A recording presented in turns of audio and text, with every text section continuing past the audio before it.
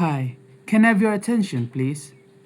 Now, close your eyes for a second and imagine this a time with no phones, no TVs, just firelight and voices telling stories.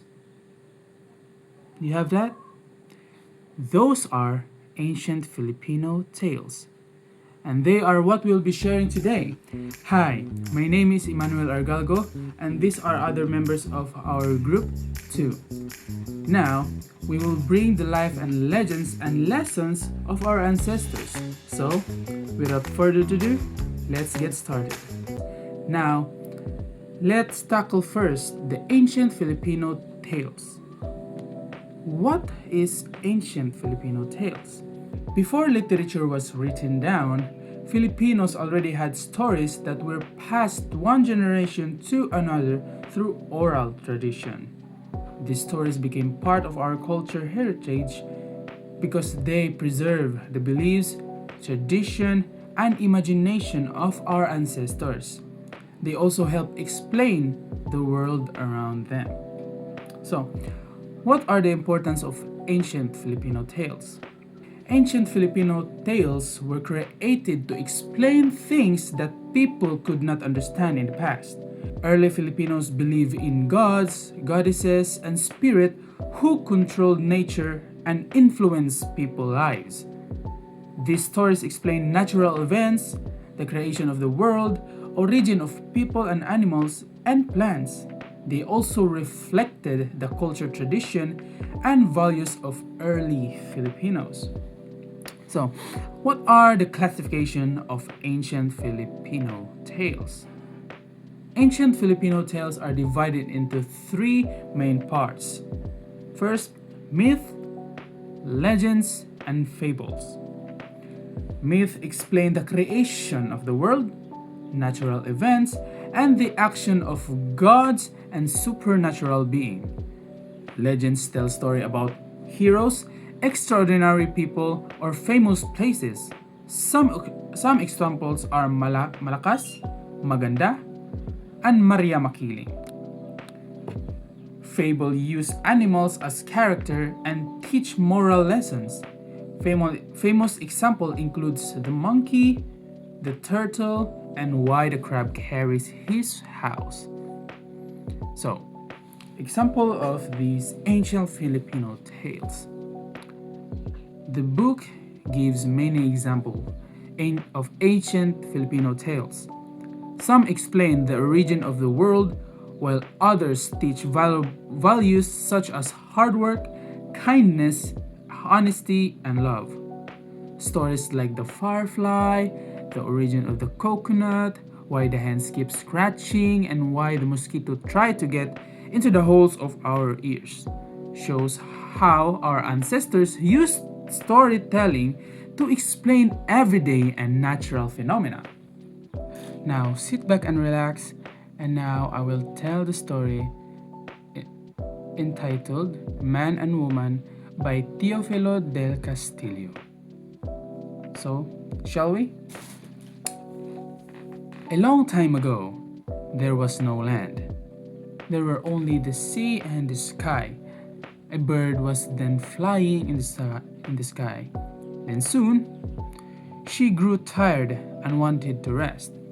But she could not, because what may lan nga ijahang tupahan. So, as she was smart, she made the sea throw rocks up in the sky, and then the sky turned very dark and poured down water. And then that's how the island came about. Now, the waves break on the shore and can never rise as high as the sky again. So, she got horrified by unusual downpour of the rain. The bird flew away as fast as she could. She saw the land just created, and on that land, she could see tropical trees throwing up their naked shoulders. These green things were merely bamboos. And as the bird was flying all the time, she became thirsty. So giuhaw siya sa iyang kakapoy, but she could not quench her thirst with the salty sea water. So ang kibaman ta nga dili mainom jud ning dagat. So dili man ni dya mahimo nga dili man maayo iyang kauhaw by drinking some sea waters. So she therefore looked for rivulets. Unfortunately, there was none. Realizing that some water was stored inside the bamboo joints, she alighted and started to peck the bamboo clumps. And she said, "Peck harder, peck harder." A weak voice cried the moment her bill struck the bamboo. So, the bird was extremely frightened, pungot na siya, and was about to fly away. But like a curious woman, she restrained herself, kipungan iyang kaugalingon, og she wanted to know what the voice really was. So katong iyang nadunggan nga so to peck harder, mga to iyang murag curiosity nga gipasabot, and gathered her courage to peck, and pecked. So nanapay iyang weak voice nga niingon, peck harder, and the bird became more curious. She pecked and pecked with all her might. But as her pecking was ineffectual, she matched a piece of rock nearby and dropped it into the bamboo. The bamboo was broken and split into two. In the wink of an eye, a man and a woman stepped out of the bamboo joint. The man bowing politely to the woman, and the woman gave recognition to the man. Then they walked away hand in hand. Bird, she forgot her thirst and flew away, hardly realizing that she saw the first human beings and had a role in their creation.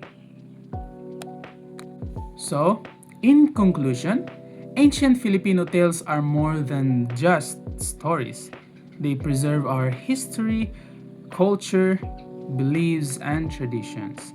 They also teach important values such as kindness, wisdom, respect, and hard work. Even today, these tales remain valuable because they help us understand the lives and beliefs and creativity of our ancestors. So, with that, thank you for listening, and that's the end of my presentation. So, let's proceed to the next one. So good day everyone, I am Angel Maridimiano. So I will be the next reporter and my topic was all about the story of When the Lilies Return. So this story, When the Lilies Return, was retold by John Miller, and he's not the original author since it is passed down, or it is a traditional legend that passed down through generations and generations. So When the Lilies Return is an ancient Filipino legend that tells a story about peace, bravery, sacrifice, and hope. So at the beginning of the story, the Pasig River flowed peacefully and its banks were covered with beautiful lilies. So the lilies were not only admired for their beauty and fragrance, but they also symbolize the peace and happiness of the people.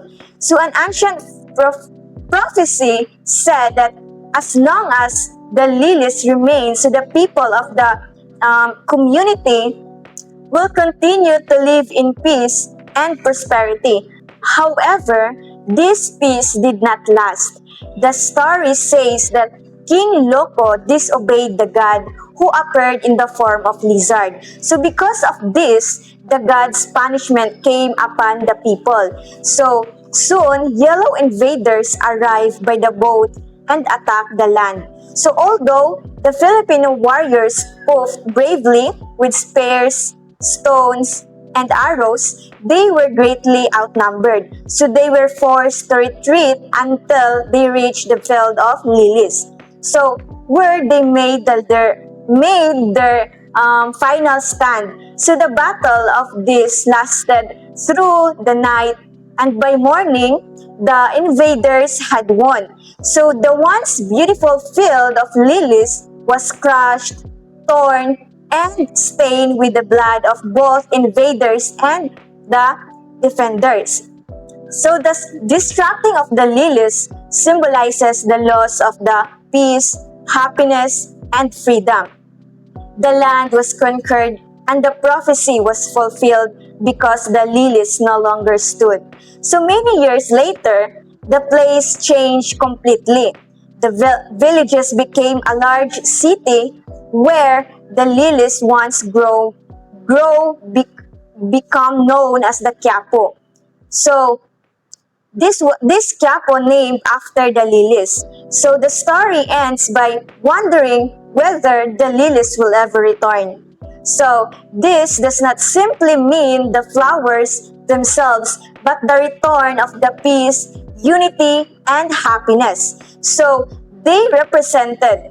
It leaves readers with the hope that these values can return people, remember their history, and live together in harmony. So, in conclusion, the story teaches us that peace, unity, and respect for God and one's country are important for a nation's happiness. So, it also reminds us that war brings distractions while hope remains, that peace and prosperity can return if people learn from the past and stay united.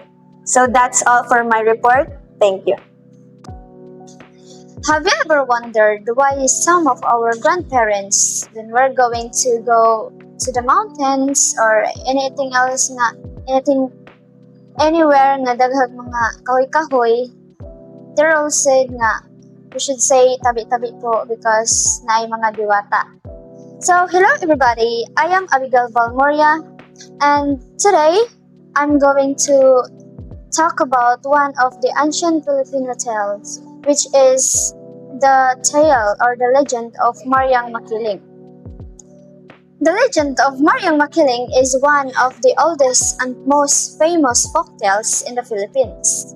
It originated in the area surrounding Mount Makiling, a dominant volcano located between the provinces of Laguna and the former province of Tayabas, currently known as the Quezon Province. Long before the arrival of Spanish, the Tagalog people believed that mountains, rivers, and forests were protected by diwatas, or also known as nature spirits, katong mga diwata, katong giingon ganiha. So Mariang Makiling was believed to be the guardian spirit of Mount Makiling who cared for the forests, animals, and the people living nearby. So the story began as the oral tradition. If we talk about oral tradition, it was passed by istorya-istorya sa mga katawhan. The parents, the elders, the storytellers pass it from one generation to another without writing it down. Kay oral nga ni, oral tradition. Because it was told by many different people over hundreds of years, several versions of the legend developed. In almost every version, however, Mariang Makiling is portrayed as beautiful, kind, generous, and protective of nature, rewarding good people while punishing those who are greedy or disrespectful. The legend became widely known when Jose Rizal retold it in an essay published in La Solidaridad in 1890 under his pen Laong Laan. Rizal did not invent the story. He preserved a traditional Filipino legend by writing it down. His version helped introduce the tale to readers across the Philippines and abroad, ensuring that an important part of Filipino oral tradition would not be forgotten. So, to summarize the tale or the legend of Maria Makiling, so it started that about the image of Maria Makiling, that she's known as the beautiful, kind, and mysterious woman who lives in Mount Makiling. According to eyewitness, she was a young woman, tall and graceful, with big black eyes and a long and abundant hair, meaning itom yung mata, then baga og buhok, taas, and her Tagalog say, her hands and feet were small and delicate, and the color was clear, pure brown. The kayumangging kaligatan, or maybe just like sa ato ang panit, sa mga Pilipino nga mga panit, mga kayumanggi, mga brown, nga na. So, nga na ang pag-describe sa image ni Mariang Makiling. And as the expression of her countenance always grave and serious, so seryosoon din si Mariang Makiling. She helps poor and hardworking people by giving them food, fruits, clothes, and even treasures. Sometimes, the gifts she gives, like ginger, turn into gold. She also protects the animals and the forest. So, Maria Makiling is one of the diwata na naa sa Philippines, na she was kanang protector sa mga animals, sa mga natures. One day, a hunter chased a wild boar into her house. Maria told him that the boar was under her protection. She was like, the wild boar belongs to me, and you have done wrong, chase it. But I see that you are very tired. Your arms and legs are covered with blood. So come in and eat, and then you may go on your way. She said that. She welcomed the tired hunter. She fed him, killed him, and gave him ginger to make home. The hunter threw away some of the ginger because it became too heavy. So nibugat. So gilabay sa hunter katong gihatag ni Mariang Makiling nga ginger. But it turns out na nagmahay. He regretted because nihibiday because kanang ang ginger it turns into gold. As the time passed, people became less respectful of nature, and as Mariang Makiling, because of this, she slowly disappeared from public view.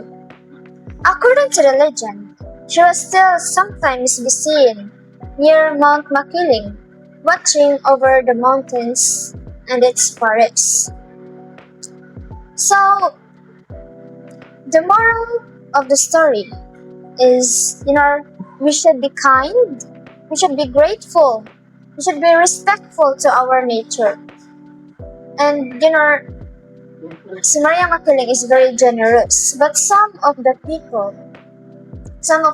katong kuan is they take advantage bitaw yung pagkamaayo, like magwaldas-waldas sa mga prutas, ngana, then mag-cut og mga trees. So, si Mariang Makiling, nasuko siya, so dili na kayo siya makita sa mga tao. So, guys, we need to be kind as always. We need to take care of our nature.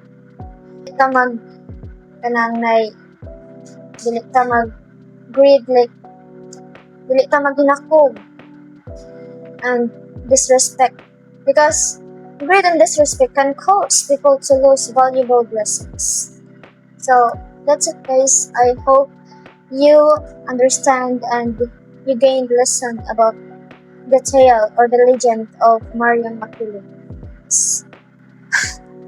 and I am the next reporter from Group 2. So, I am going to summarize the story entitled Ang Hari sa Bukid. So, here it is classified as a Visayan legend or folk epic. So, in this story, it explains the origin of Mount Canlaon's volcanic activity. So, diri di ay nga story guys is makahibaw ta kung ngano unsay reason nganong mag-erupt man kuno ang kuan mag-erupt ang volcan.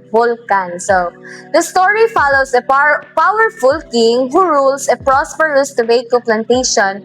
When his people disobey his laws and becomes lazy during his absence, he punishes them, retreating inside the volcano where he continually smokes the tobacco. So, ari guys, may balaan na to kung unsa jud ay ka powerful ang kuan. Kung unsa jud ay ka powerful ang ilahang king, then unsa jud ang reasons or ang patuto nganong say reason nganong buto ang bulkan.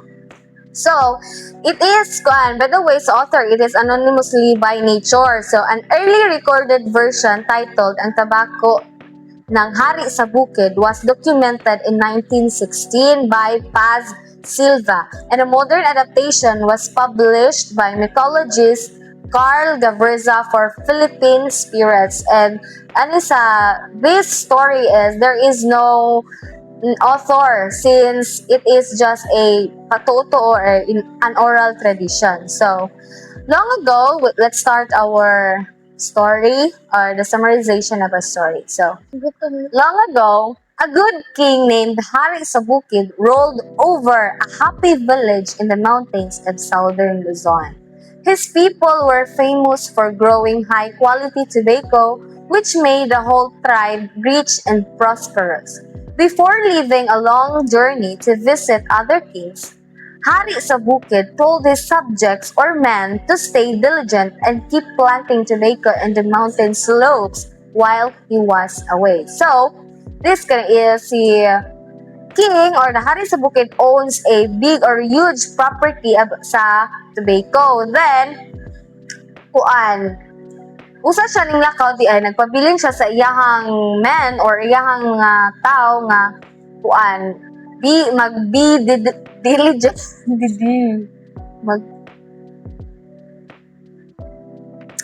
before di ay hawa si Hari sa Bukid is iyahang sugo ang iyahang mga katawhan or iyahang men nga ilahang bantayan ang saman tobacco nila nga pananom.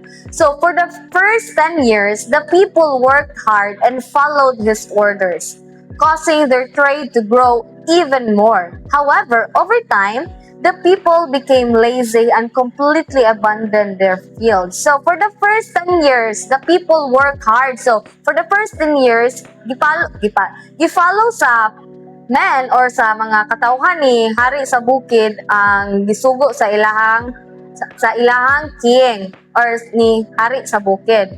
So however, over time, the people became lazy and completely abandoned their fields. So sa nagkadugay ang panahon, ang mga tao pod media is nagkatapulan man, so murag gineglect na nila nga pasagdan na lang na nato ng atuang sugo-sugo sa atong hari nga na. So murag wala na nila gitagaan og importance ang gisugo sa ilahang hari or the king. So without the crops to sell, their business failed and the village became poor. So with that, kay lagi nagtinapulan man sila, wala na sila pakialam sa ilahang tinanong or sa gisugo sa ilahang king is kung sa ato sa other term na bankrupt sila, kay ilang gipasagdaan ang ilahang ilahang pinagkukunan ng kabuhayan.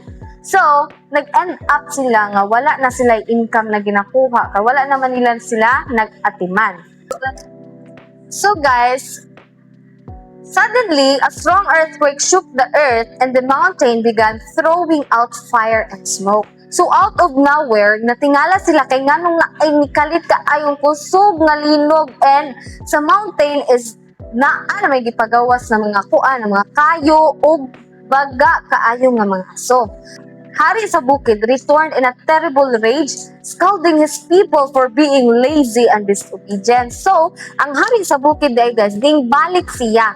Dala ang iyahang kalagot ug nangasaba siya sa iyang mga katawhan kay wala man sila naminaw badya sa iyahang gisugo nga kanang ilang ampingan, ilang sana ilahang i-care, dapat magkinugihan sila sa pag-atiman atong tubig ko. Tapos unsa may ilang gibuhat, wala, nagtinapulan man sila, ilang gipasagdan, ilang gietsapwera, wala anto nilagi. Muna nga, kuan di ay, usa to sa ilahang kuan, source of income. So nasuko jud ang king, pagbalik kay nasuko si Jack, kay gipasagdan naman nila ang ilahang tobacco plantation. So, as a punishment, he gathered the remaining tobacco, punched huge hole into the top of the mountain with his fist. So, tungod sa kasuko sa hari sa bukid is iyahang gibuhat, ang nabilin nga mga tobacco is iyahang gitapok. Unsa iyang gibuhat? Iyang gipundog sa babaw, guys, iyang gisumba gamit ang iyahang kinumo. Mo na siya kuno nga nanay buslot ang bulkan. Kay tungod ay kung nagisumbag na niya tungod siyang kasuko. So, he took the tobacco deep down into the center of the earth. So, with that, iya din gikuha ang mga remaining nga tobacco niya. Ato niya gibutang sa ilawom sa yuta. So, mo na to, dito na siya nagpundok.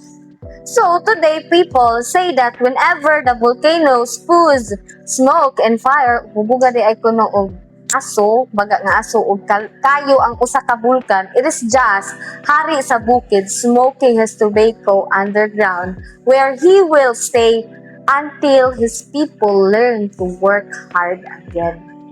So, mao di ay to. Nga basta kuno mubuto ang bulkan, nga mugawas og baga kaayo nga aso og kayo, it means di ay kuno nga ninigarilyo, di ay kun ay nanabako, di ay kuno si hari sa bukid ana underground. So, naa sa underground, nasa ilalom sa yuta, mao kuno nang naay lava mugawas sa bulkan og naa kayo kanang biag inigkon biag buto sa bulkan baga kaayo ang kanang aso, tas naay mga manggawas ng mga kayo tungod kuno na kay si hari sa bukid is nanigarilyo dahil kuno siya ilawom sa yuta o na siya nga naghuwat ra pud siya didto nga kuan hangtod iyahang mga tao or ang mga katawhan niya is magpabilin ug makat-on sila nga magbalik ug work hard again, magbalik sila paningkamot nga maningkamot sila ug balik.